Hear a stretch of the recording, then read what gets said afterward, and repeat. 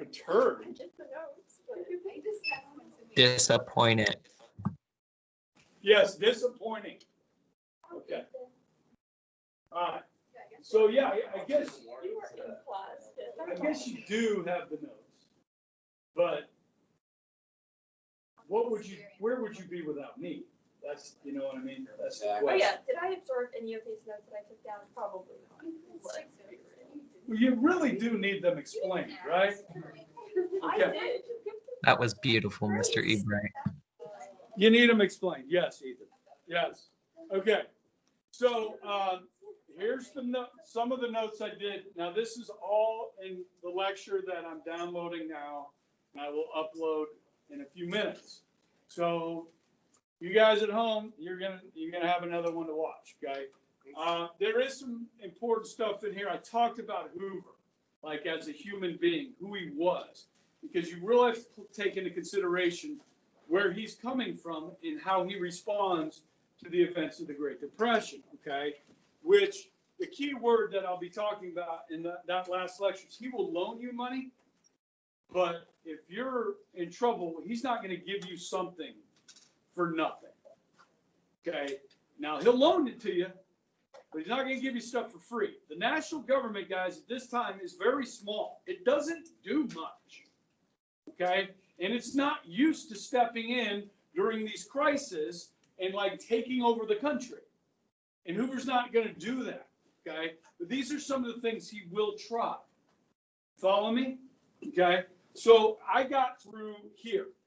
I was talking about how the government set up the Agricultural Marketing Bill, which created the Federal Farm Board, which we still have today, okay? They put up $500 million to loan the farmers to help them sell their crops, market their crops, okay? Now, because of tariffs, remember we put the tariffs on like Canadian goods coming in and we started putting tariffs on other countries? Well, they stopped buying as much of our stuff. And that's our biggest export is food, okay? And so they want to keep prices up for farmers. Well, did that work? No. Bushel crop went from $1 a bushel to 61 cents, and cotton 16 cents to 6 cents on a pound. Okay, this is devastating for farmers, but the government ends up just buying this stuff from the farmers, taking a loss for the taxpayer, okay, to help the farmers. So Hoover goes back to Congress, and this is where I pick up, okay, from yesterday, or the last lecture, all right? Hoover goes back to Congress, and he asks them to revise the tariff on textiles. What are textiles? Clothing, fabric. Thank you. Clothing, fabric, linens, right? Now, you guys remember you studied the Triangle Shirt Company, right? Last year, the fire in New York where the working conditions were real bad. Okay, so we had a large textile industry in the United States. Okay, today most of our clothes are made elsewhere, right? Not many of our clothes are made here. Okay, so our textile industry is gone, basically. Now you make some clothes in the U.S., but try finding something in your closet, in your wardrobe that was made in the United States. It'll be difficult to find, okay? I'm not sure about these. Bought this at Walmart. China. Okay. This is linen, right? Okay, how about your masks? Now you might have some made in the U.S. Okay, those are made in China. Okay. I did a Facebook post during the pandemic. I guess we're still in the pandemic. I went to Walgreens and bought a pack of 50 of those, the blue ones, right? Those hanging up there. And I'm looking at the packs made in China. And I said, hey, this is a pretty good marketing ploy. Come up with this virus, and then it spreads around the world, and then you can make all the stuff that people are going to have to wear. Pretty good business plan. Okay. All right. Come on, people. Lighten up. All right. So he wants to help the business industry, the textile industry. Okay. So hey, can you guys put a tariff on foreign textiles coming in so that the ones that are here can make a living? Okay, and maybe cotton farmers can get more for their cotton, yes? Okay, so Congress looks at this and they come back with something far greater, okay, called the Hawley-Smoot Tariff Act. Hawley-Smoot? Anyone? Anyone? Bueller? Bueller?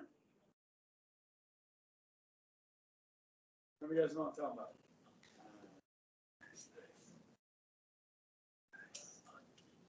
Let's go. Let's go.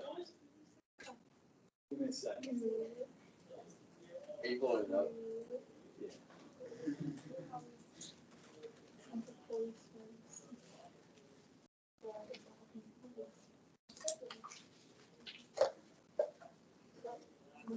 2-minute clip.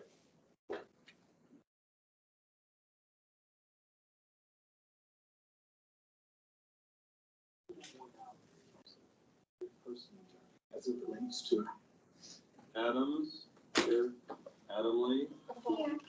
Adamowski, Adamson, Here. Adler, Yeah. Anderson, Anderson, here, Bueller,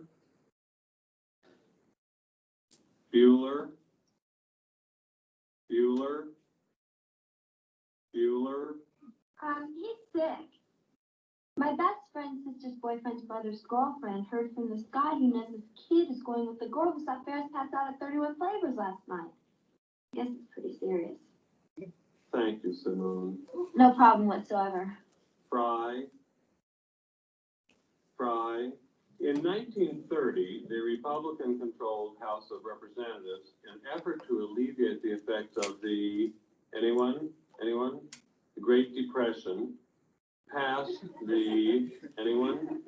The tariff bill, the Hawley-Smoot Tariff Act, which, anyone raised or lowered? Raised tariffs in an effort to collect more revenue for the federal government. Did it work? Anyone? Anyone know the effects? It did not work, and the United States sank deeper into the Great Depression. Today, we have a similar debate over this. Anyone know what this is, class? Anyone? Anyone? Anyone seen this before? The Laffer curve. Anyone know what this says? It says that at this point on the revenue curve, you will get exactly the same amount of revenue as at this point. This is very controversial. Does anyone know what Vice President Bush called this in 1980? Anyone? Something DOO economics. Voodoo economics. Okay. The life of a social studies teacher right there. Oh, sorry. I'll get that back. Is that what we all look like? There are days. There you go. There are days when I feel like that, for sure, especially the first couple weeks here. But yeah, guys, that guy, that actor, guy, his name is Ben Stein. Okay, have you seen him before? Like some other stuff, he does dry eye commercials. He used to have a show on Comedy Central called Ben Stein's Money, where if you could beat him in a trivia contest, okay, kind of an academic trivia contest, you could win his money. Okay, he rarely lost. Because Ben Stein, that actor, is a Harvard-educated economist and an actor. Okay, so he plays that boring guy, right, and very dry. And so they said, you're going to be a history teacher in this movie, just talk about something really boring. And as an economist, he pulls up the Hawley-Smoot Tariff Act. So whenever I bring that up in class, I have to show it, okay?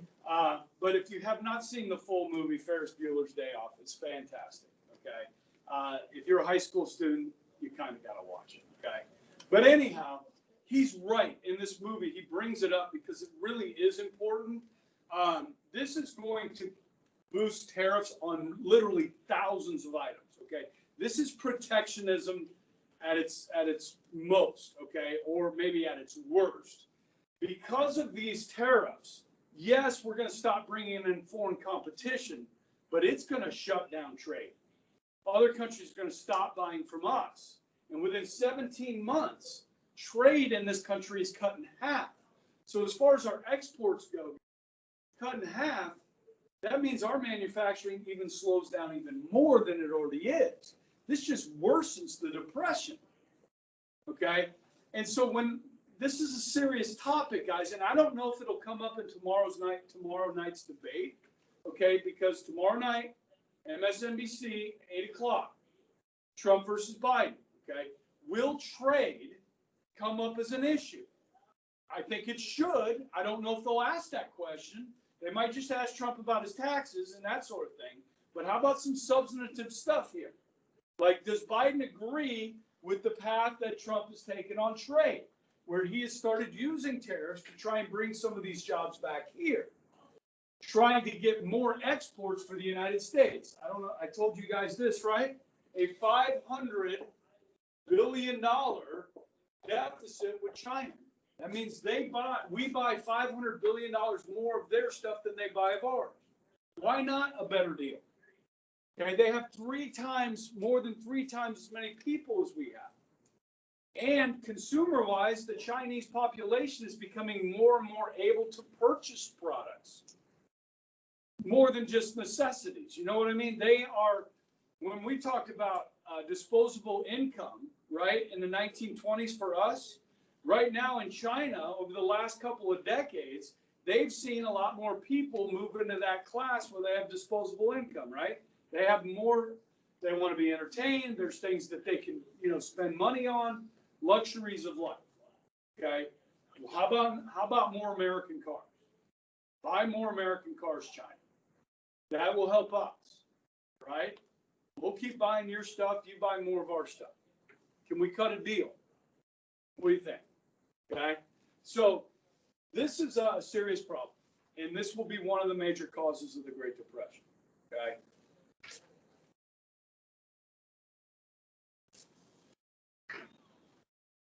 Okay. Bank failures. Trying to get that in the shot there. Okay. Now, because of a slowdown in trade, there's going to be several factors here that are going to lead to bank failures. Okay? And I'm going to have a little fun with this. I know you guys are feverishly writing. Okay? All right. This, for the banks, really becomes a situation with a problem of cash. Okay. So stay with me here. When trade is cut in half because of Holy Smooth tariff, okay, that means there's less foreign countries doing business in the United States, which means there's less foreign currency running through our banks. Follow me? Foreign deposits slow down, which means the banks in the United States have less cash. Okay? When farmers, the value of their crops continues to plummet, and they're trying to pay off loans on tractors, seed for their crops, fertilizer, the land they own, they owe money on. And when they can't afford to pay back their loans on these things, the banks have less cash. Okay? When people lose their jobs and they can no longer pay their mortgages on their homes or their automobiles, the banks have less. When you borrowed money from the bank on margin loans, which some I talked about the other day, borrowed money from the banks to invest in the stock market, and the stock market crashes, and you can't pay your loans back to the bank has less.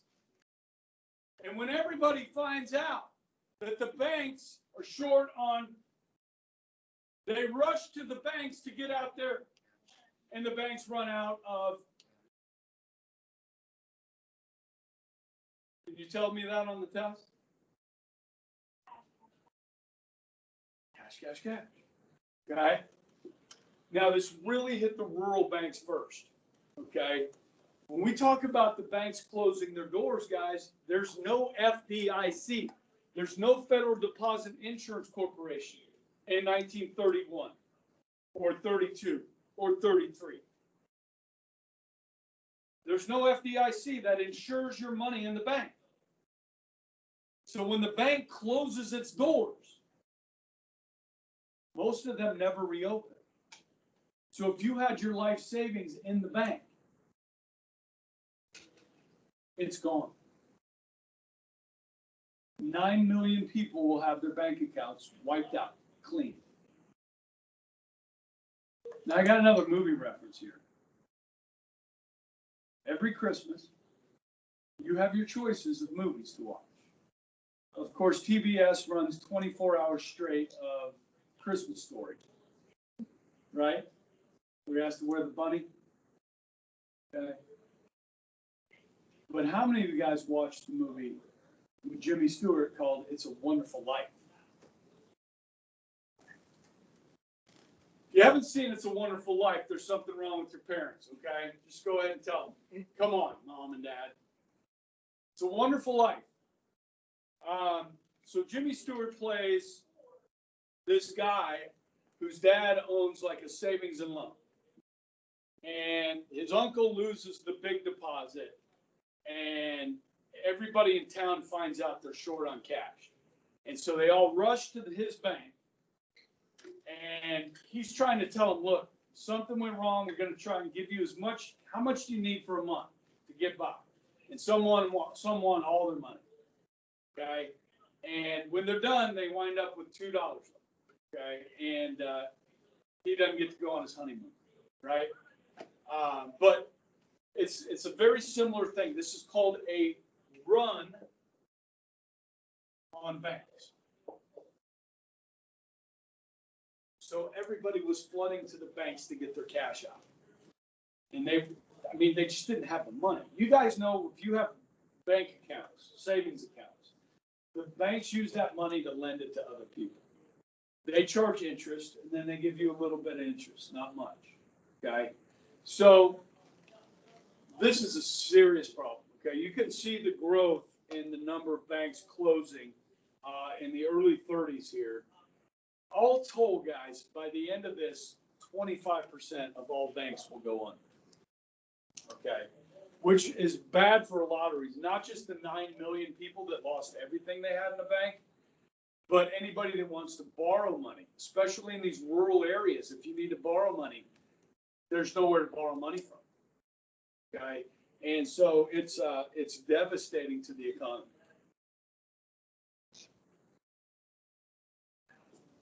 I think I have a little video on bank failure. You want to watch that? You guys up for video? Yes.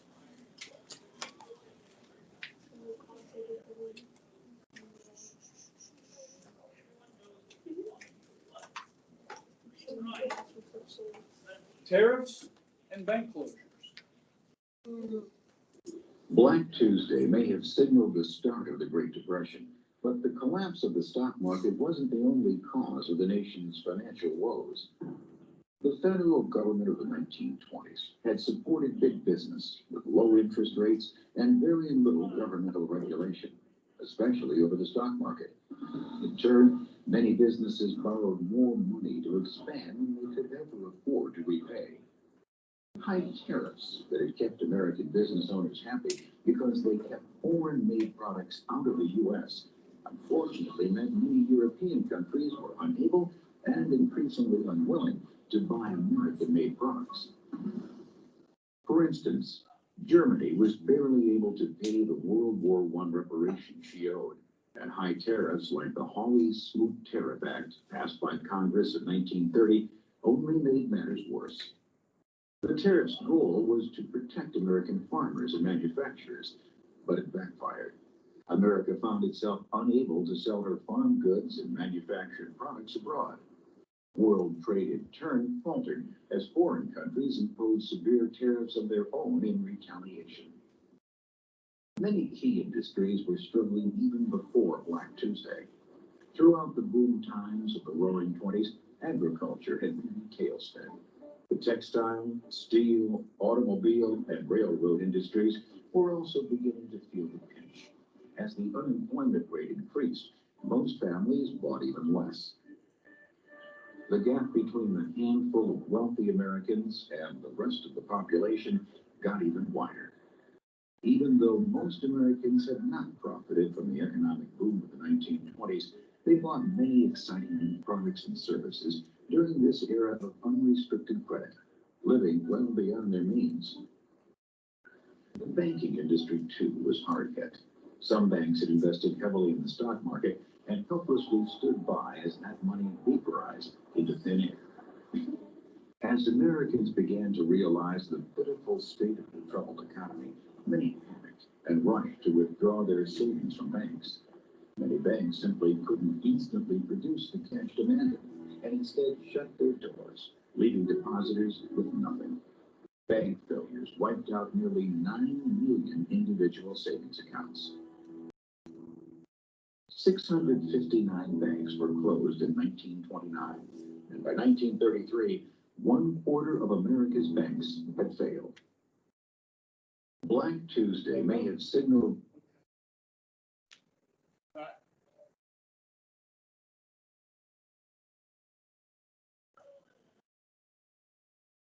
Oh my gosh.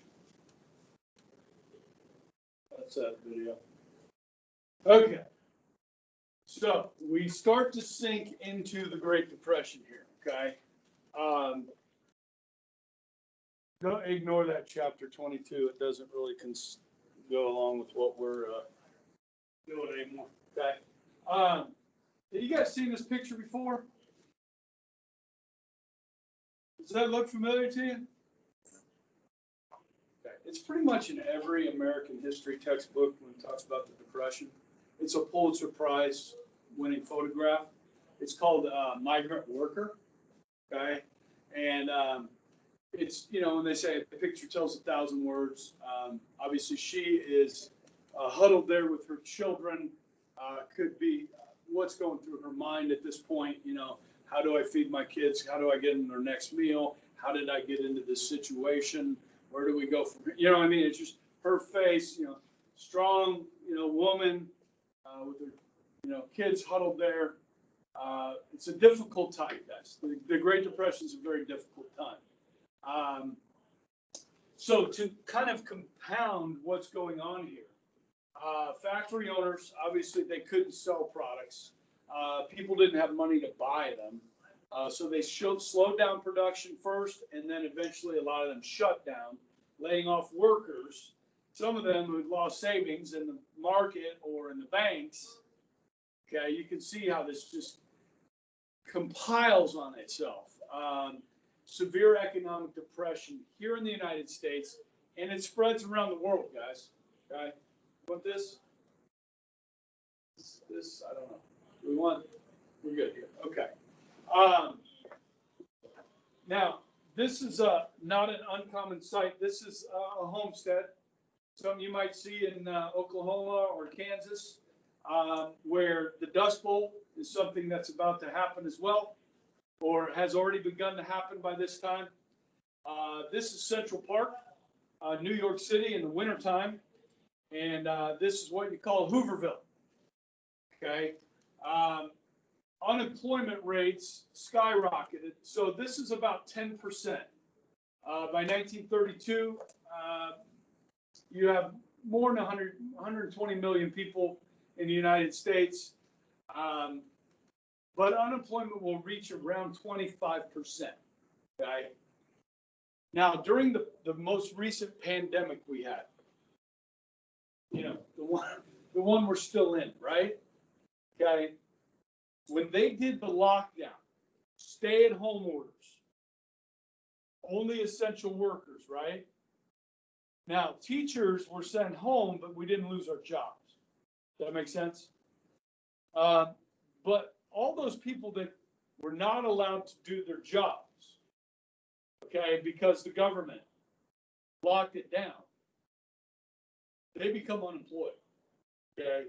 So what we saw was the highest spike of unemployment in the U.S. history, the fastest ever under the pandemic.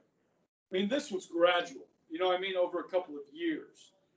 Pandemic, it was immediate unemployment, okay? And once we began to open up, you saw the fastest job growth in history because those people that were no longer unemployed going back to work. So like the statistics are staggering. It's a V shape, right? It goes from like this. Okay, it's a V-shaped recovery. That's what Trump refers to it as, okay? V-shape. So you have this massive amount of unemployment immediately, and then it starts to come back, okay? Now, some states like California and New York, a couple of our biggest states, still have lockdown orders in some areas, okay, of their economy that so unemployed stays up, okay? In Kansas,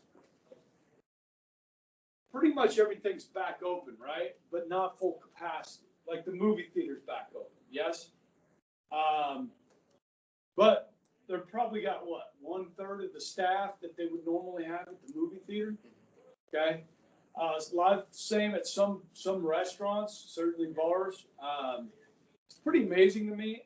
I live out east, so you guys know where the sports forum is, where Texas Roadhouse is, Cabela's and all that. So you got Texas Roadhouse south of K96, and then they built this other one, Saltgrass Steakhouse, just north of it, okay? And we went to Saltgrass when they opened back up, and they were really like, they only let like, I don't know, 30 people in the restaurant, okay? Where over at across the street, they were letting like 100 people in the restaurant, okay? And the service is not good because they're only bringing in 1 or 2 servers for 30 people, and the service was horrible, okay, at Saltgrass. We haven't been back. You know what I mean? It's just overpriced, not that good. So, okay. But, yeah, so it's, you know, it's similar to kind of what we're going through, but we are coming back from that. This is something that's important as well during the Depression, is that those that did have jobs, a lot of the jobs were part-time. Let me give you an example. Any of you guys live in Colwich? Been to Colwich? Okay. There's a grocery store in Colwich. One. You know what it's called? Anybody remember? Kraus? It's called Kraus. Thank you. Just some affirmation. Houses. Kraus is? Kraus? Yeah. Okay, thank you. So let's say there's like 10 people that work at Kraus's normally, okay? Full-time employees. You hit the Depression. Now, in a small town like Colwich, people know each other. So the people that work there live in the community, and people aren't buying as much stuff from Kraus's anymore. So they got to lay off some workers. But if you're laying off these workers, these are your neighbors. These are your friends. So instead of laying off 5 of the workers, they make all 10 part-time. Does that make sense? So at least they have some sort of income to maybe put food in their kids' mouths, to keep a roof over their head. Because the great tragedy of the Great Depression is homelessness. People's inability to pay their mortgage and having their homes and farms foreclosed on. Okay, where people would literally be auctioning their stuff, their furniture and stuff off just to pay the rent for a few more months. There's a really good movie. Some of you may have seen it. It's called Cinderella Man. Yes, yes. Because that's what happens with me. I see movies and I think about, I can talk about this in class. Because Cinderella Man does a really good job of really showing the impact of the Depression on a family. And a family that loses almost everything, right? And now it just happens to be a famous boxer that this happens to. But they go through these trials, and there's one point in this movie where he's got a manager that like gets in the fights and stuff, and he's got this nice apartment, And they go and knock on the door, and they go into his apartment. It's a nice apartment, no furniture. Okay, they sold it all off just to keep a roof over their head, and like he said, to keep up appearances, like they were doing okay, but they weren't doing okay. You know what I mean? And so, if you haven't seen Cinderella Man, by the way, fantastic movie. Okay, it's about a boxer named Jim Braddock. Okay, during the Depression, and more than most movies I've seen, really encapsulates the Depression well. Hooverville's included. They're in there. New York City, right here. Okay. So, yeah, they named that after the president, right? So who's kind of taking the blame here, where the people live in, cardboard boxes, scrap pieces of wood, rocks, and stuff like that? Hoover's going to get blamed. Okay. Marriage rates dropped by a third. People can't afford to start families. College enrollment sinks, and millions will go hungry. Now, guys, in everything that I've ever read about the Great Depression, I've never read where anybody in the United States of America ever starved to death. Nobody starved in this country. Did people go hungry? Yes. Was there malnourishment of children? Was there malnourishment of the elderly? Absolutely. Okay, and with that comes other health-related issues when you're not eating well or enough. Okay, so it's hard to really kind of show you, like in this, or describe for you what the Depression was like. If I said 25% unemployment and maybe 40% underemployment, being part-time, you still have 60% of the country that is fully employed.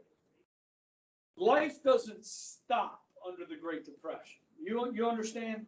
Life continues. It's just that times are hard, very hard for a lot of people. When we talk about it, everything's in black and white. You know what I mean? And so it just adds to that kind of depression. But guys, the country was still moving forward. Okay, it was just hard for people. Okay. So, were there times when people got really frustrated and wanted to go, steal food and loot and rob and stuff like that? Yeah. So there was some violence involved with this, okay?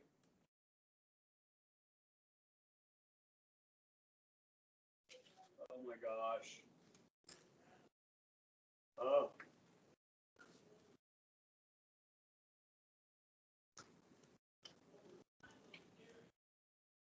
You got 10 minutes? Okay. So unemployment strike back. There's going to be some of that, okay? Desperate people went on hunger marches. Like I said, some violence, some looting. I know you guys at some point in religion class have talked about, is it wrong to steal if your family's starving? Right? That type of discussion. A lot of families have to, think about that.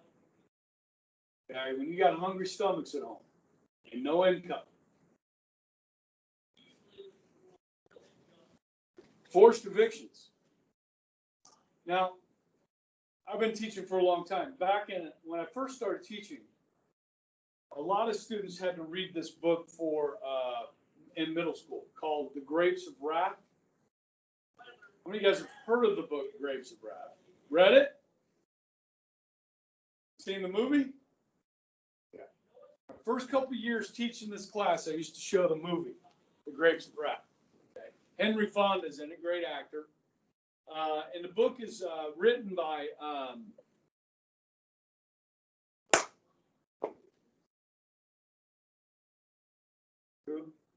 Steinbeck. Yeah, John Steinbeck.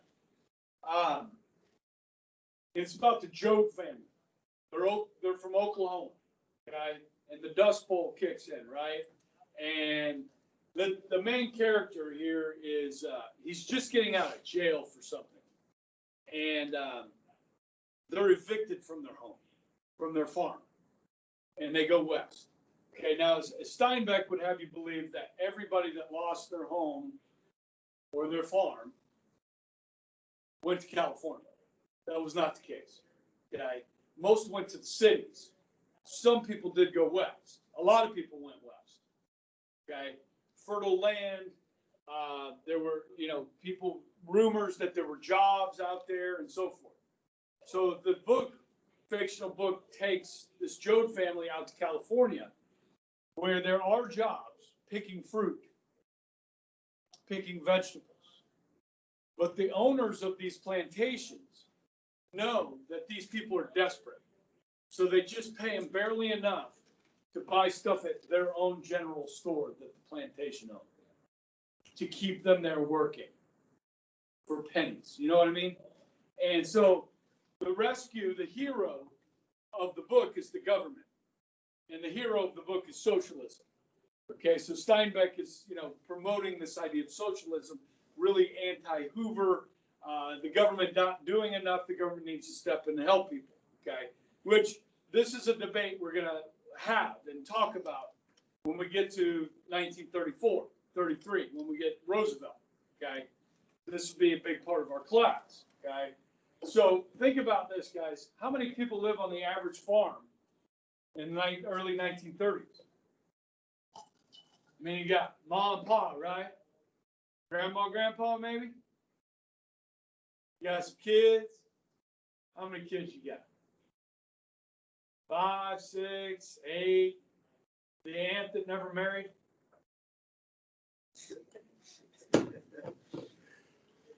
Conservatively, we say 6 people on the family farm.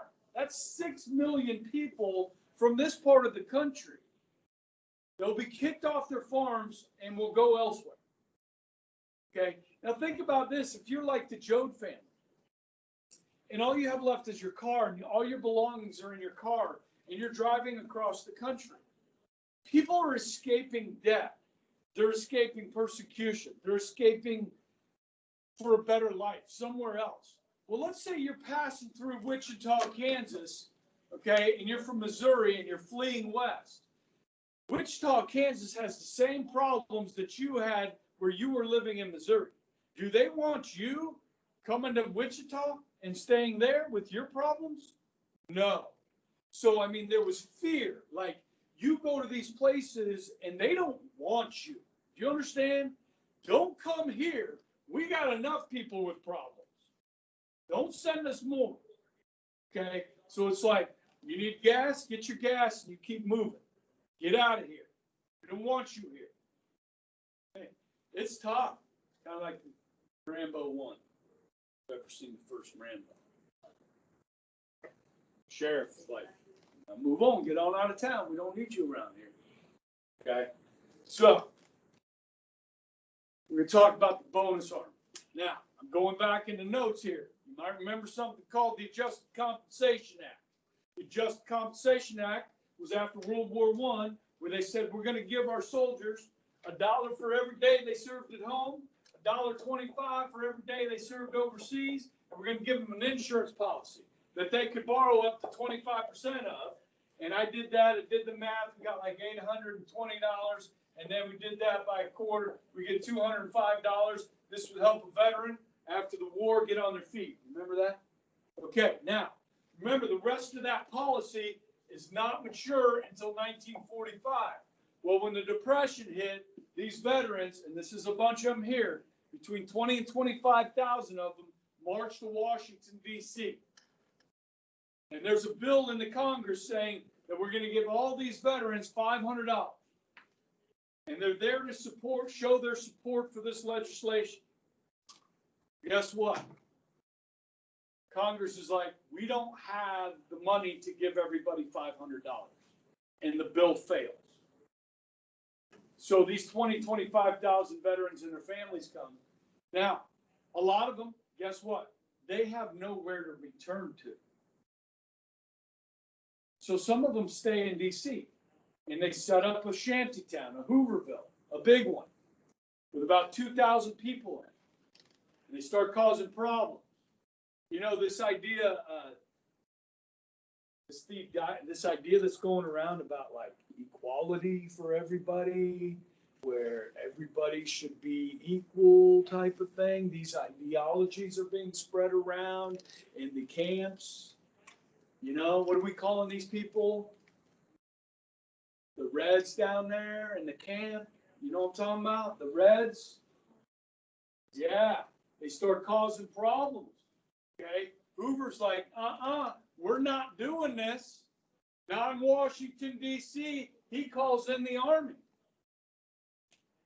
to drive them out of D.C.